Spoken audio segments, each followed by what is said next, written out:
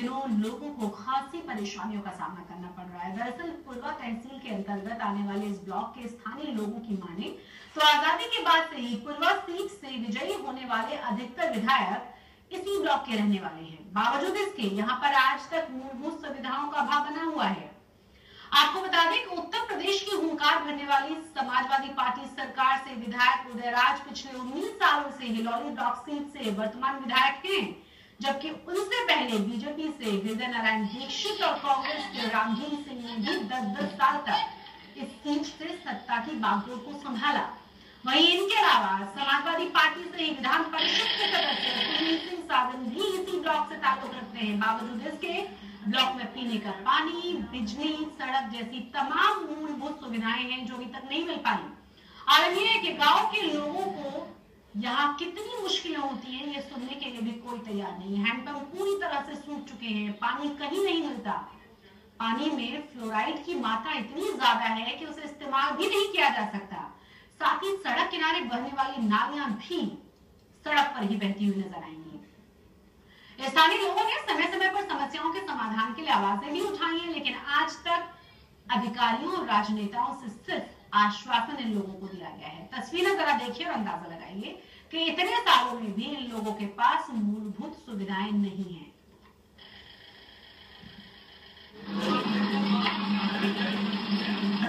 हालत है लोगों के लिए, खंभे का रेतार नहीं है और जो नहीं है, जो कि पानी को बाहर ले जाने के लिए नालियों की व्यवस्था नहीं है। नाली की व्यवस्था है नहीं। बहुत सारी समस्या दिक्कत है, पब्लिक आती है जाती है, बच्चे भी आते हैं, कीचड़ भरा है। तो कितने दिन पहले लगाए गए थे? और 1 साल से यहाँ पे तार नहीं खींचे। कितने दिन पहले लगाए गए थे? और 1 साल से यहाँ पे तार नहीं खींचे। कितने दिन पहले लगाए गए थे? और 1 साल से यहाँ पे तार नहीं खींचे।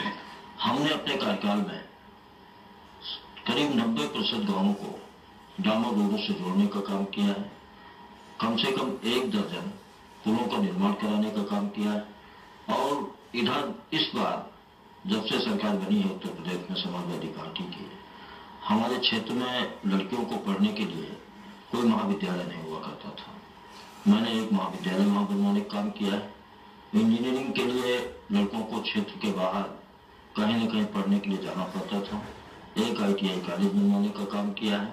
लगभग 100 किलोमीटर मार्गों को 2 लेन मार्ग कराने का काम किया। हमारा हिलौली विकास खंड है तो उसी से हम हैं और उसी से इस समय विधायक माननीय उदयराज जी हैं और उसी विकास खंड से इसी समय विधान परिषद के सदस्य माननीय सुनील सिंह साजन जी हैं। उससे पिछड़ा है शिक्षा के क्षेत्र में, सड़कों के मामले में और खासतौर से पेयजल के मामले में।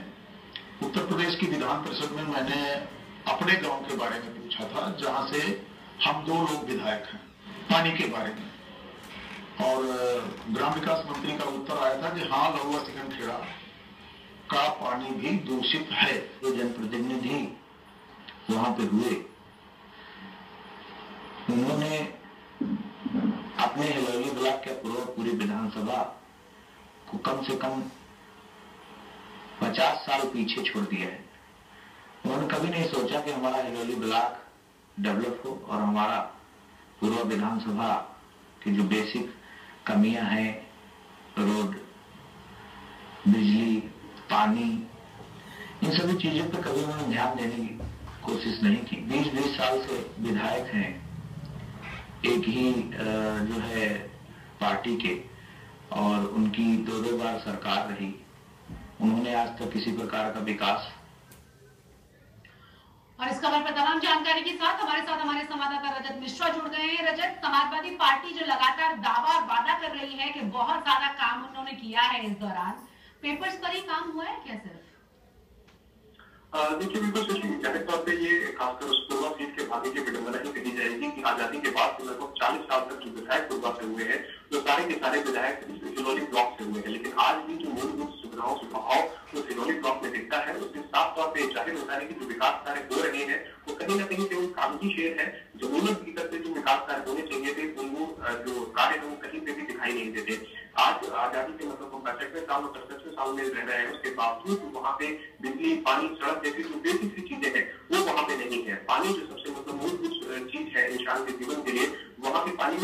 मात्रा में फ्लोराइड पाया जाता है कि अगर वो पानी कोई व्यक्ति पीता है तो जाहिर तौर पर उस व्यक्ति की तबियत वहां पे खराब हो जाएगी।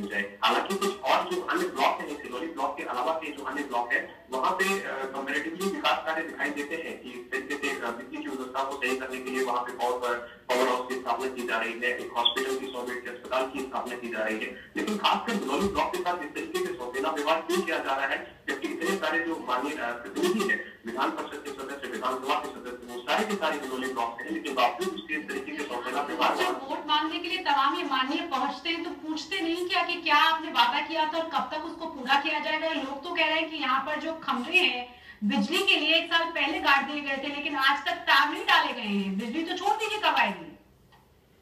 तो बिल्कुल तुझे 10-10 साल पहले से वहां पे खंभे लगे हुए हैं, लेकिन ना तो वहां पे बिजली है, ना ही बिजली के तार है। बिल्कुल सफेद हाथी के तरीके से बिजली के खंभे वहां पे लगे हुए हैं। लगातार जिस तरीके समाजवादी पार्टी के जो विधायक हैं, लगभग 20 साल उनको इस 2017 में पूरे हो जाएंगे, लगभग 4 बार से लगातार वो वहां से विधायक हो रहे हैं और उनके मुताबिक जो विकास कार्य अपेक्षित के उनसे कहीं ज्यादा उन्होंने विकास के कार्य करा के दिए हैं। लेकिन जो जमीनी स्तर में विकास कार्य की जांच करने की कोशिश की जाए, उस जांच कार्य विकास कार्यों को ढूंढने की कोशिश की जाए तो वो कहीं ना कहीं मुझे दिखाई देते हैं।